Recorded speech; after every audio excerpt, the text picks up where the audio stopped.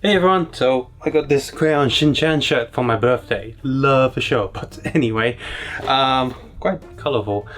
Anyway, today we're taking a look at two SH figures today. We're looking at Kamen Rider Zi-O and the second Rider Geiz. Both these figures are very similar in many aspects since their base suit is the same, so the molding process is going to be the same here. So we're going to take a look at both of these and see how well they fare.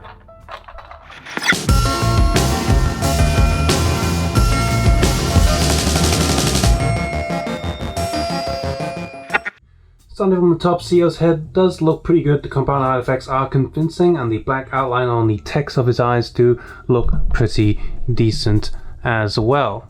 His arms, while thin and kind of scary to mess around with, does have just a little bit of give, so as to hope it doesn't snap too easily. On the neck joint, I already have a few scratch marks on the silver. That's a little bit annoying, so be careful when you pick yours up. The back of the head is also printed okay enough, and the seam line between the joints of the plastic is also not really noticeable. The logo printed on his forehead is also pretty good as well, and it's pretty sharp. Moving down to the torso, the matte black is a very nice contrast to the other metallic areas, and the bulkiness of the armor isn't too bad when compared to the show. It sometimes looks a little bit too, but on the figure it does look alright. Pink lines next to the purple does look a little bit faded. I would have preferred it to be slightly brighter, but it's okay so far.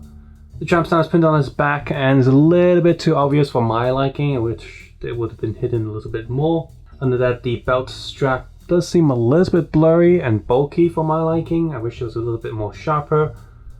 The belt itself has a nice mold, pretty sharp like front cover that can be pulled off, and underneath there's a 2018 sticker. What I don't like are the RideWatches, but more on that later. Carrying on down the body, the pink lines on the hips are not printed that well. Slightly off from the line, but it's not too bad. Although the colors do seem a little bit different from the pink line on the legs. It's not too noticeable on the viewfinder on the camera, but in person it is much more noticeable. The pink lining on the hand also isn't sprayed that well on my figure either. Carry on down, the legs look okay, but a lot of people have been complaining about his standing stance. If you look at him straight on, he seems to have some sort of a bridge cave, a bend on his legs, and I'm somehow thinking that maybe they swapped the joints around wrong. Like the double joint in this leg is supposed to go in that joint, so a lot of people have been swapping the knees around and it made the figure look much better. So I'm thinking the entire batch, the entire line, just had the wrong instructions and put in the wrong joints for the wrong feet. So if you want to swap yours to make it look a bit better, just dunk your figure into hot water or use a hair dryer to loosen the joints, pop those joints out, swap them over, and it will look a lot better. As of right now, he does look a little bit weird, like he just pissed his pants, so he's walking in a funny way, but otherwise it's not too bad. I didn't really notice it at first, but now that people have mentioned it, it's catching on. I'm noticing it a bit more and more every time I see it. And here's a quick look at the bottom of his shoes. Moving out to the RideWatches, none of them have any sticker details at all. Not only that, but instead of a sticker detail, they decided to mold the watch lines onto the plastic itself, which is caused even worse because that's not accurate.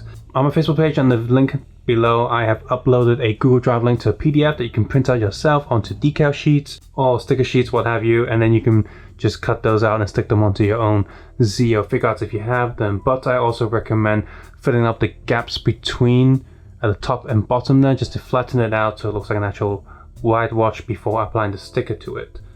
The paint job on these pieces is okay, I suppose.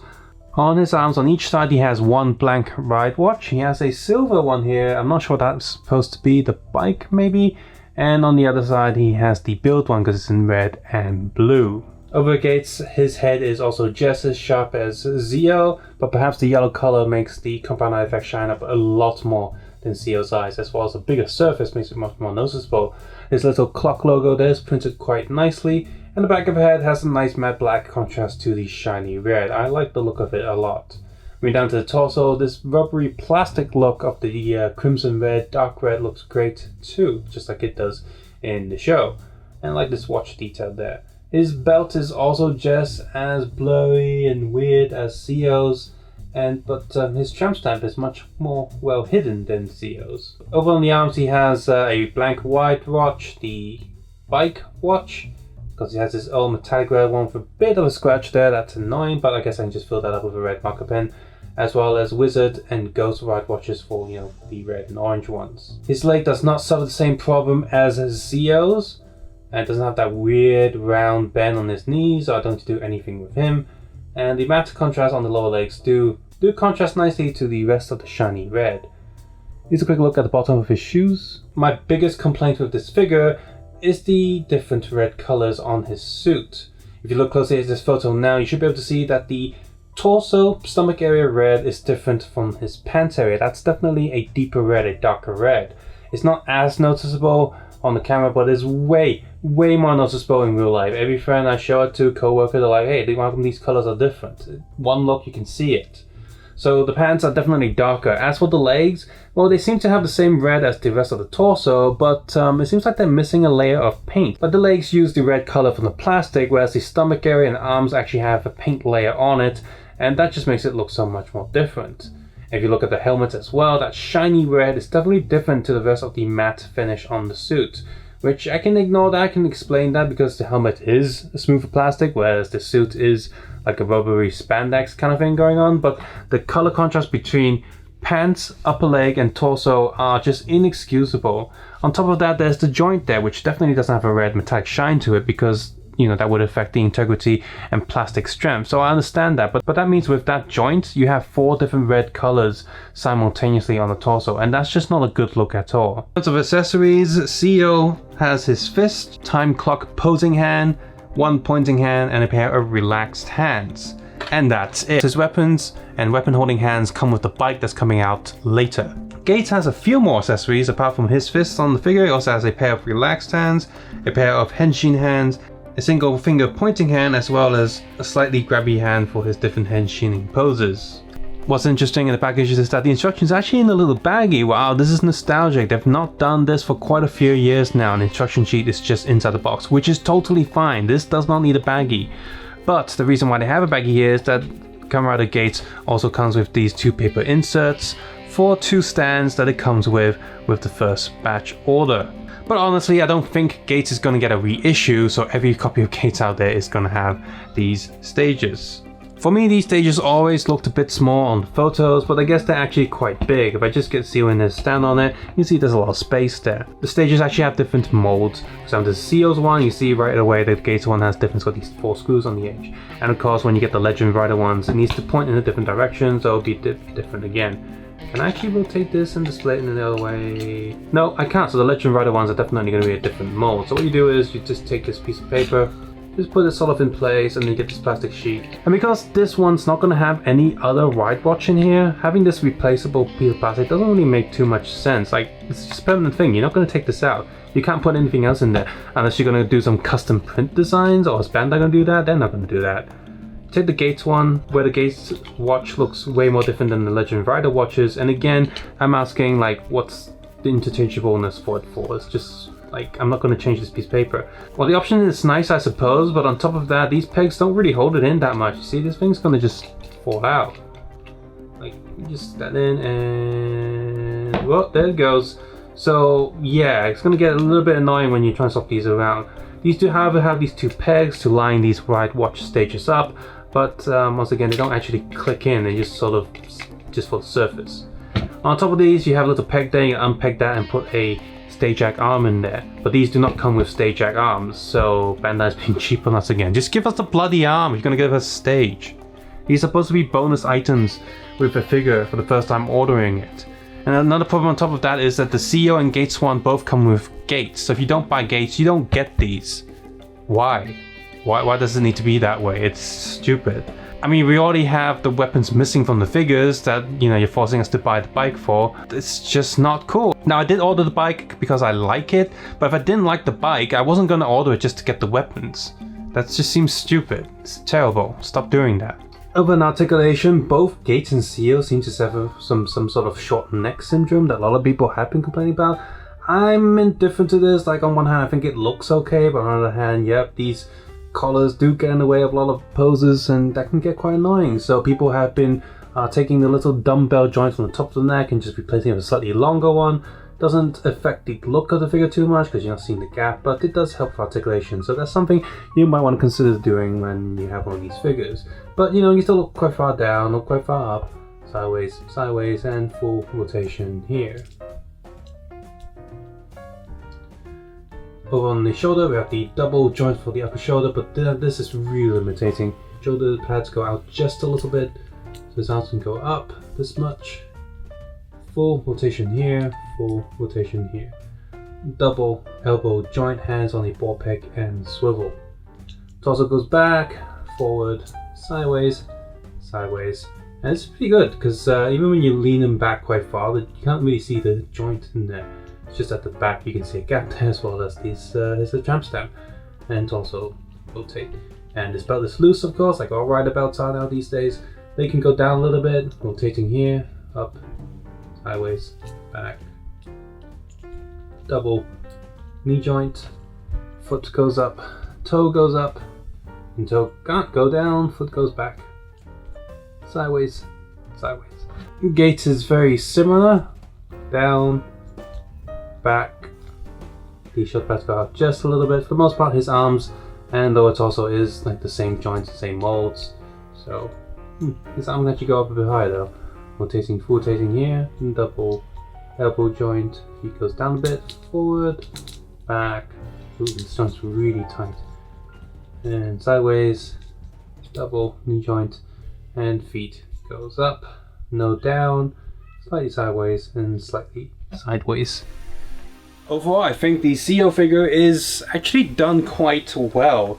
The proportions look great, the overall articulation, and the design and paint job and molding are all pretty decent.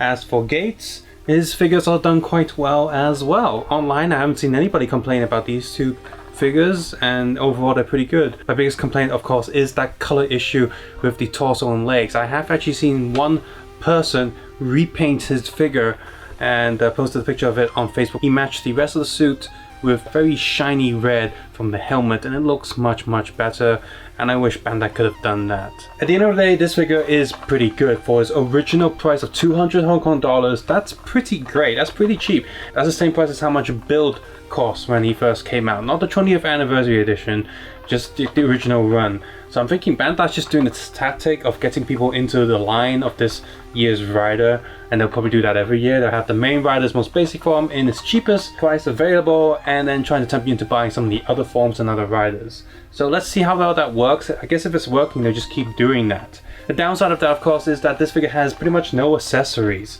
He's got his different hands, but where's his weapons gone? Why can't he have any item holding hands? That's all batched into the bike, so some people are calling it action figure DLC, downloadable content you can get afterwards, so that kind of sucks. As for Geiz, he costs 380 Hong Kong dollars, and honestly the difference isn't that big between this and the Zi-O figure.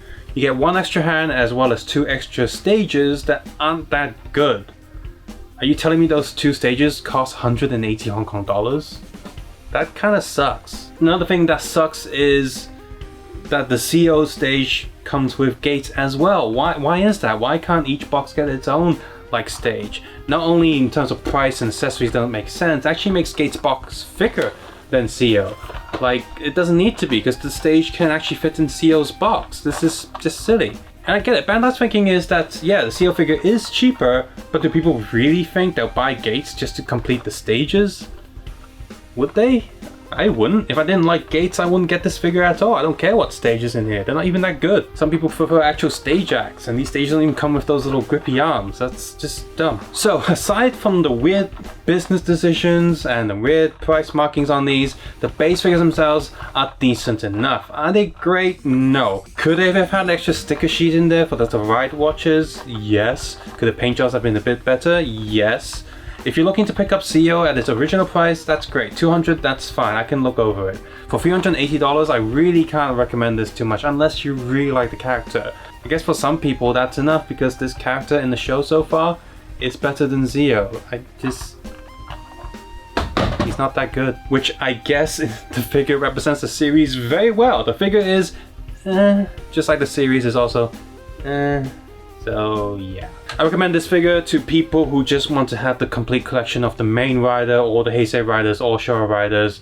And for everyone else who aren't that really big into Kamen Rider figure collecting, you can probably skip. As always, if you found this video useful, please consider clicking the like button. If it's something you don't like the thumbs down button. And of course, you can support this channel by heading over to Patreon, doing it that way, turning ad block off, or simply sharing this video with other people. So what do you think about this figure or any of the other Zi-O figures that they've already announced? They've of course already announced Zi-O 2 figure, as well as Alma Zi-O figure, and of course Gates Gem Arms is coming out, and the build arms for Steel is coming out. I've not ordered any of them. I have pre-ordered the Decayed armor because it's decayed, and of course I have pre-ordered the Neo Decayed figure as well, so I look forward to those.